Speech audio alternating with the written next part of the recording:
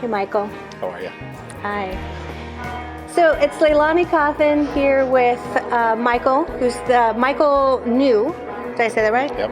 CTE Director from Buckeye Union High School District. Yep. There's 2 districts for Buckeye. There's an elementary and a high school. Yes. So 2 of them.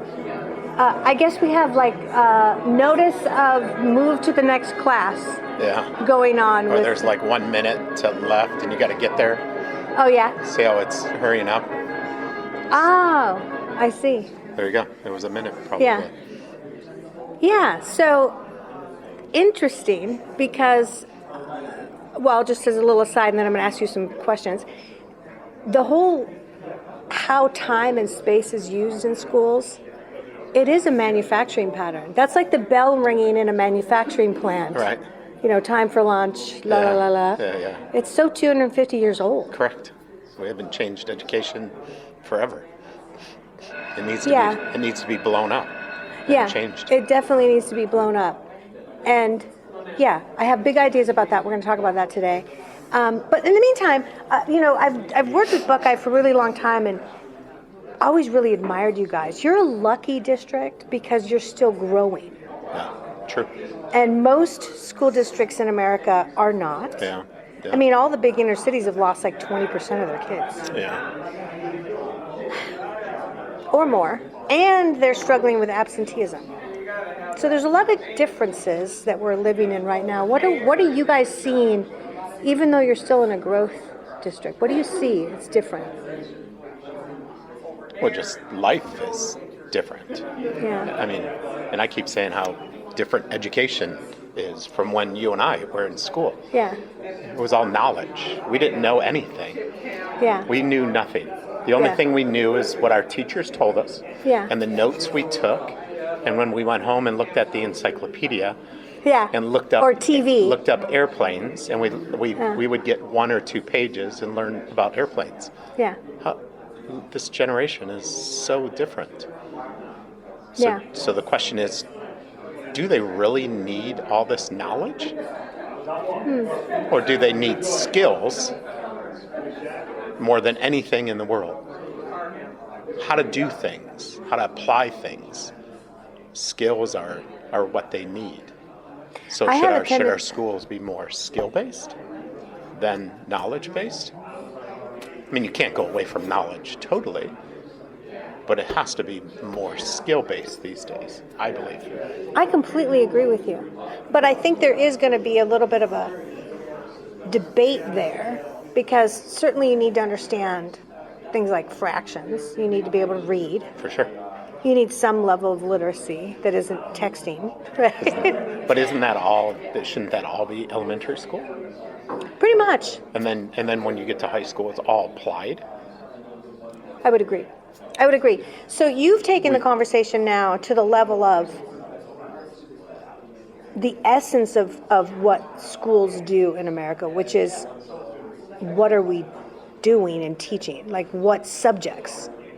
And I agree with you. I think Phoenix has always been the place to sort of hover around those edges of, sort of what really we need to do. So this is very deep conversation, Michael. There are certain states that are really, really changing. A lot of apprenticeship stuff going on. Yeah. Maryland is at the forefront of that, and there's Texas, Ohio, Oklahoma. There's just different states that are light years ahead of us. Yeah. And it starts with legislators. Yeah. Legislators have to stop the madness of letting the Board of Regents just run this whole state and education system. I would agree. And I want to come back to that whole skills-based thing with you, but I just wrote an article, I think it's going online in the next couple days, but I took a look at really the culprit in the whole scene. What's really been the thing that we could identify as the big change agent? Well, I stumbled across the internet is a chaos agent. Great. So you bring the internet in, and it has a certain form, right, which is a distributed, everyone's a node on the network, You're a node, I'm a node. And a node is defined as capable of originating communication and receiving communication. But in the earlier ages, everything was a pyramidal, hierarchical, Sure. institutional bureaucracy, with the person at the very top having inflow of information and able to make decisions for everybody. And everybody down here, especially in a school, the students, they were mute. They were just receivers. Most of the workers were just receivers and mechanics of doing, right? Not deciding things. Sure. So when you put in a new form, you know how the old saying is, form follows function. Actually, it's the new function. The internet is the new function of how communication works. Okay, because you can be me to you and me to anybody in 3 countries over. I am my own little tiny island without bureaucracy. No, the hierarchy is flattened. So if you have this form follows function, then the internet is really tearing down institutions every which way. And I think that what you just said earlier is evidence of that. It's like kids don't even need the knowledge. They can look it up, right? What they need is a skill. So that would be what follows as form of what a school needs to be from the function of how communication actually works. Knowledge actually flows. Is the internet is omnidirectional. Agree. Totally. Yeah, so when you talk about skills, the other thing I've seen is that, number one, you need kids to be able to formulate identity that's an internet beingness, so to speak, and protect that identity from seeing things they shouldn't be seeing or exposing themselves to things that they shouldn't be exposed to, or nefarious actors and bullying and all kinds of things. It's almost the opposite of what we were in previous generations, where it was like it's a free-for-all, everyone communicate, and there wasn't a bunch of scariness. But now the internet is a very scary place. Yeah. So do you see that skill needs to be formed? I mean, I would think that was the number one skill. Oh, 100%. Like how to act online, It's a lot of it is when you talk about skills, you talk about technical skills, but you also talk about the personal skills. Yeah. The soft skills, professional skills, whatever you want to call it. And yes, how to act on the internet is got to be up there on the top of those professional skills. Communication, time management, going on and on. Yeah, those are biggies. Well, they need everything. And they need to know how to do things too, and that's the technical skills. And Yes. if they don't leave high school without those two things, They're not lost. employable. No, not at all. Okay, so I completely agree with you. And I feel like there could be like a whole research investigation into defining that more cleanly than, I'm digitally literate, Yeah. which is, it's a nice thing, but it's more like I know how to do just the technical part, but I don't know how to personify myself. I don't know how to act and blah blah blah. And I think we're moving past technology to this human age now. Sure. Where how to be a human is huge. Yeah. And they don't. They don't know how to do it. They're little barbarians, right? Well, it's easy to just put your headphones on and just go through your school day, and no one will bother you.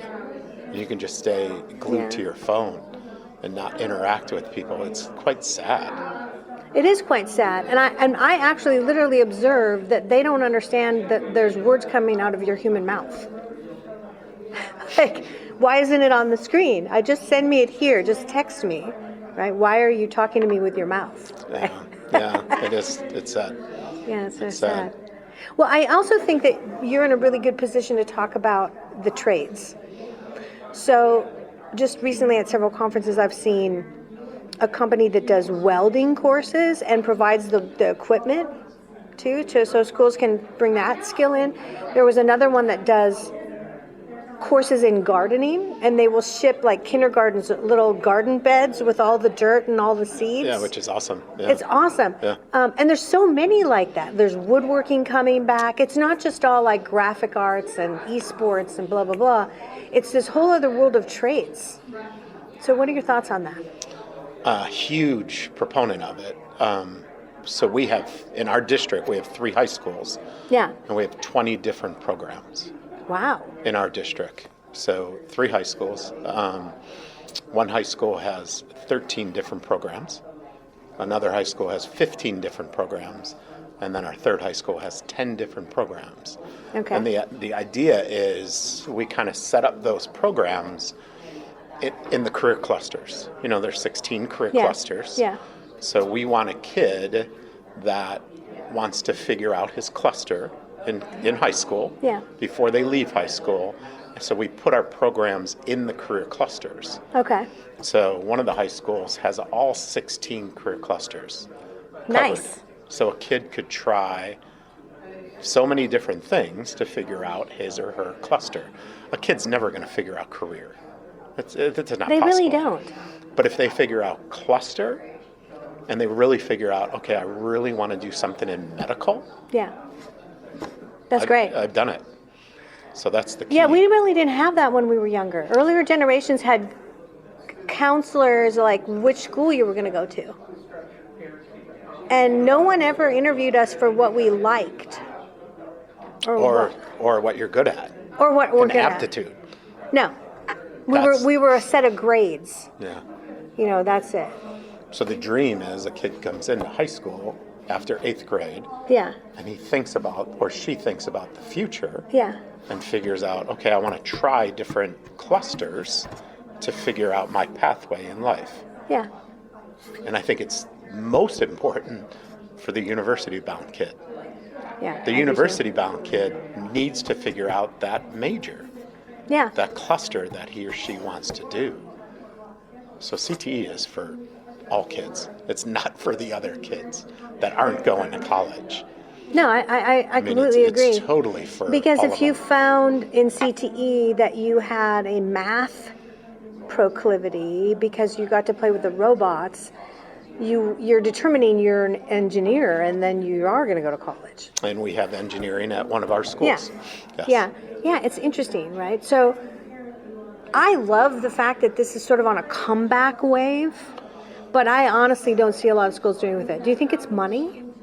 Like they don't have the money to do it? No, because the federal government is totally on board with funding this yes, area? Yes. Wow. It's through the Perkins grant.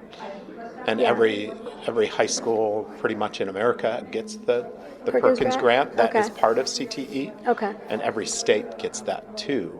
And then states have to match it, so there's certain states. And then we have, in this state, we have CTEDs, which are Okay. career and technical education districts, that they share funding with us too. So money's not the issue, it's space, it's facilities. Oh, facilities. Because Yeah. we've gotten away from it, and we've taken that shop away from schools Yeah. and repurposed it. Yeah. So now how do we get that space back? And if you have just like you said, certain schools are shrinking. So how do we get that space back for welding or auto or whatever? Yeah, and I really think that the shift in space and time that's coming anyway is to more local retail based. This is where you do your main core studies and then hubs that do all the rest. I really believe that that's the way to do it because people don't want to travel anywhere. Like they don't even really want to get out of their pajamas. If there's going to be a school for their kids, at least until high school, it should be local walkable. Sure. And I've seen this model a little bit in California where like even the state all online schools reserved retail space locally because, you know, retail was falling apart a little while ago. Sure. And they stood up science labs all around the cities. So if you were an online student, you still had your practical hands-on stuff. So I think model like that is shifting, but you guys are still lucky because you're in a growth district. I think the thing that makes me so happy to know your district is that you're still looking at innovating anyway. We are. Even though you're in a growth and like you know, most growth districts don't think they need to change the 250-year-old model that we've always had. They're just happy and content because they're just getting more money and more kids. It's the ones that are suffering. They're like, what can we do? What can we change ourselves? They're so interested. Yeah, but you guys are innovative minds, so it's good. Yeah, I think we are. So what else could you tell me is new with CTE? Like what's your attention on? In Phoenix, you can't go wrong. I mean, any program you choose, it's in demand. Okay. I mean, there's not a program out there that's not needed. It seems like there's a shortage of everything. Yes. Well, I mean, we just started a fire program. So just this past, since we're on a block schedule, so we have first semester and second semester. Second semester at one of our schools, we started fire. So the local fire people teach the class. Oh, wow. And then I pay them as a contract labor. Yeah. And they teach the class and do it on our campuses. That's and there's awesome. about 5 or 6 of them that rotate. And there's a lead teacher, and that's how we teach that class. They're dying for fire people. You'd need them here. They can't find. It gets really warm here in Phoenix. They can't find fire people at all. Police. I mean, everything imaginable. Construction. Everything's in demand here. Well, I really like the fact that you guys have a focus on this, and I feel like what that does is it creates a land of experience. It's almost like the Disneyland of future employability, which is so much more attractive than school used to be, I think. It's education. It's educating the parents and the students. Yeah. They're still in the same mindset. I'm going into high school. It's going to be the same old thing for the last 8 years, 9 years, whatever it's been. So they're thinking all academia. They're not thinking about the future and career. And so it's trying to get to those parents to tell them what we're doing. But you got to understand that these parents have been indoctrinated for the last 20, 30 years. All kids must go to college to be successful. I think they're getting over that. Well, they are, but parents are still, that's what they went through. Yes. So that's the mindset that needs to change for these parents to help the kids and to figure out. And then a lot of parents don't know what's in high schools these days. Yeah. Because when they went through high school, we got rid of everything. Yes. So that's what's sad. Even music. I remember schools getting rid of music and band and everything. It was a big get rid of everything. Yeah, those were the days. Well, I'm so glad that you shared with me kind of your viewpoint, and thanks for being with me here today. You're welcome. Okay.